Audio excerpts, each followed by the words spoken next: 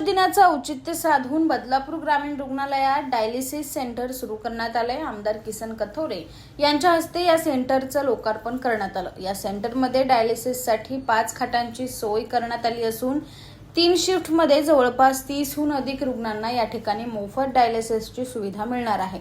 Dialysis सोबतच त्यांना मोफत औषधोपचारही मिळणार आहेत। त्यामुळे बदलापूर आणि आसपासच्या परिसरात राहणाऱ्या डायलिसिस रुग्णांना मोठा दिलासा मिळणार असल्याचा विश्वास आमदार किसन कथोरे यांनी व्यक्त केला आहे। डायलिसिस सेंटर बदलापूरमध्ये शासकीय नव्हतं।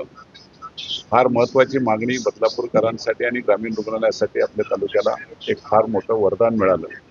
डायलिसिसचे पेशंट एवढ्या मोठ्या प्रमाणात आहेत की खाजगी ठिकाणी जायचं असेल तर खूप मोठा खर्च येतोय आणि मग त्यामुळं त्या दवाखान्यात जाण्याऐवजी घरीच काही लोक आपलं जीवन व्यतीत करतात। सिव्हिल सर्जन आमच्याच गावचे असल्यामुळं प्राधान्य दिलं त्याबद्दल त्यांचं आणि राज्य सरकारचं मनापासून अभिनंदन करतो। मला माझी निश्चित जी अपेक्षा होती ती पूर्ण झाली आणि बदलापूरकरांना एक खूप मोठं आज महाराष्ट्र दिनाच्या सगळ्यांना शुभेच्छा देताना ही एक अजून चांगली व्यवस्था बदलापूरमध्ये झाली त्याबद्दल आरोग्य विभागाचं मनापासून धन्यवाद।